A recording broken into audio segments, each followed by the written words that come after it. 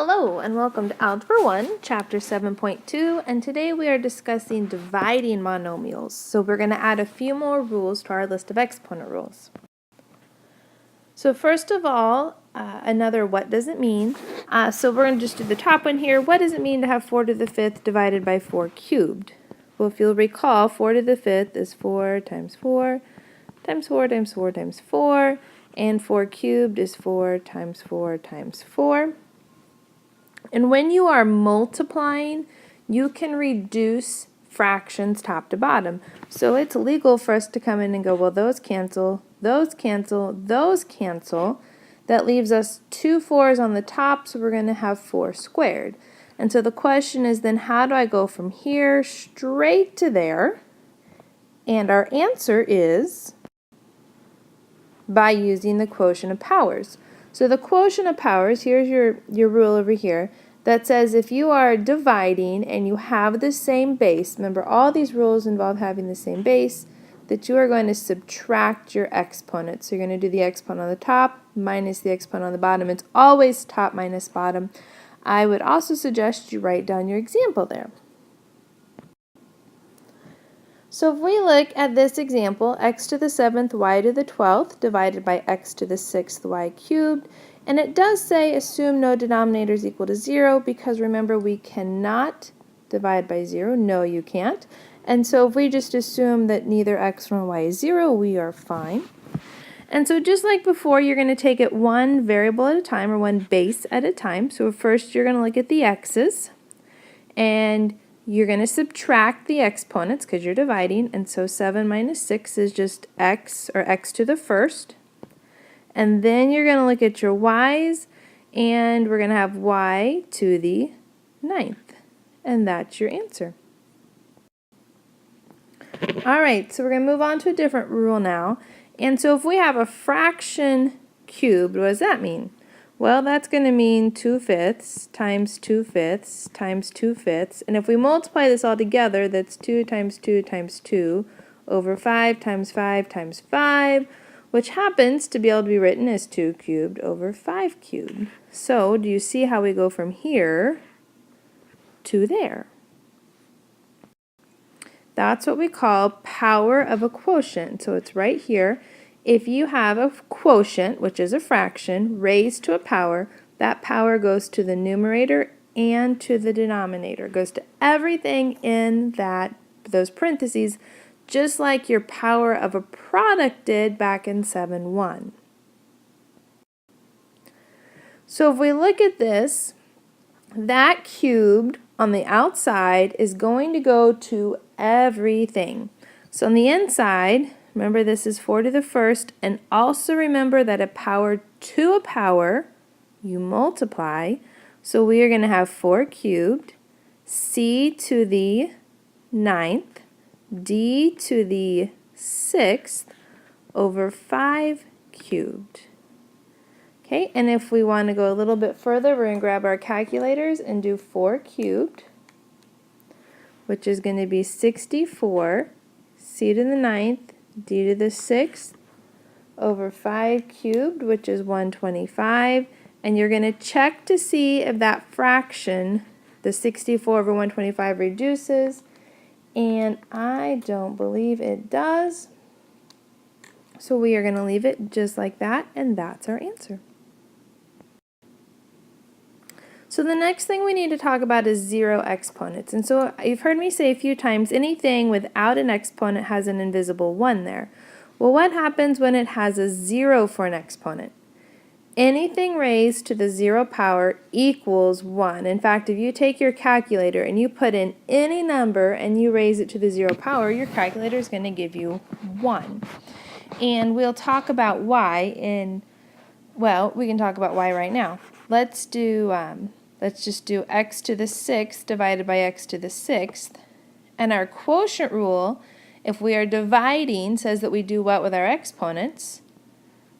We subtract, so 6 minus 6 is 0, so that equals x to the 0.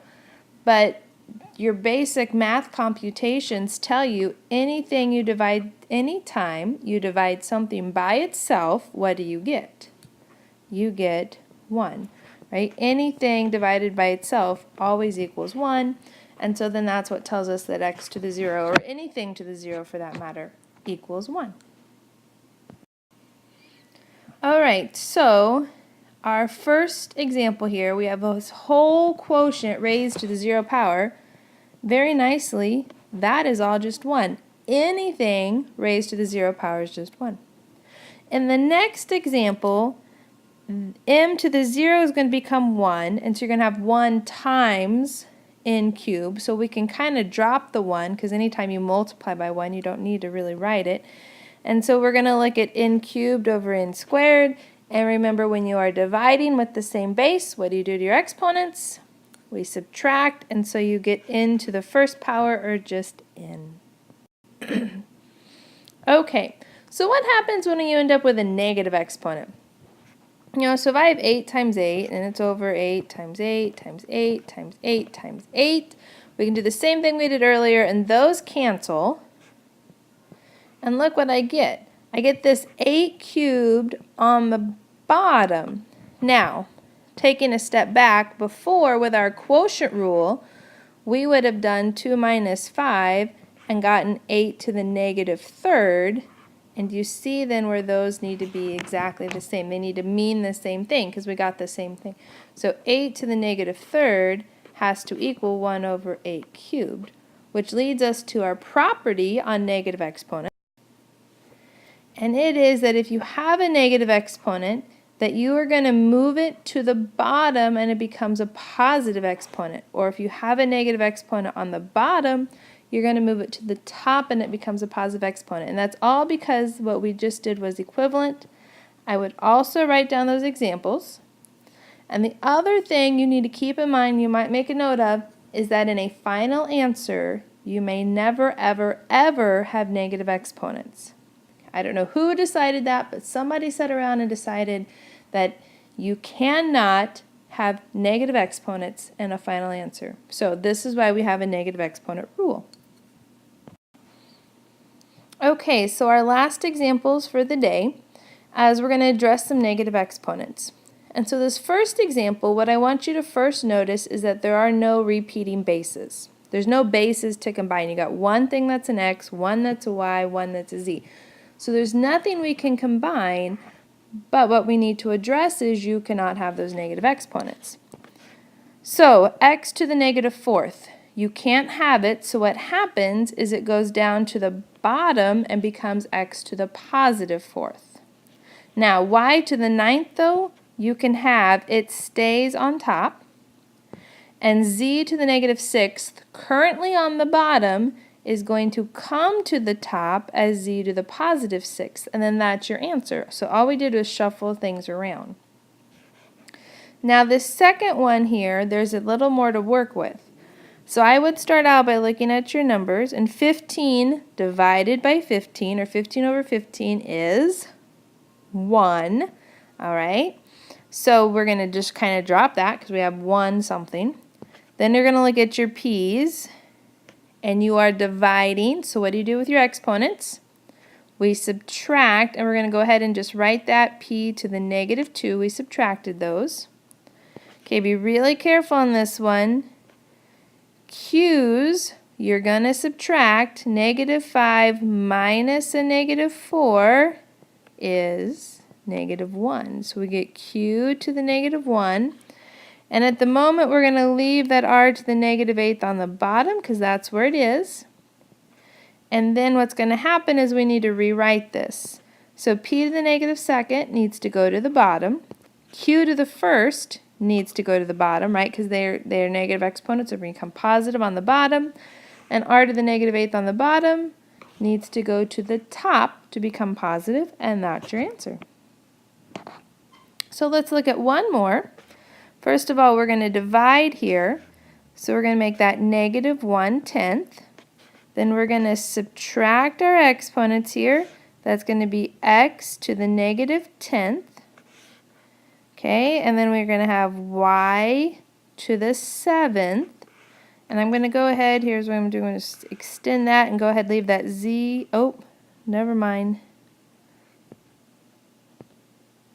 I read that wrong. We're going to subtract the z's as well. Z to the negative fourth. We're going to move things around. The y stays on top. 10, x to the 10th, z to the 4th on the bottom. All right, there's 7-2. Let me know if you have any questions, and I will see you in class. We'll finish our notes. Have a great day.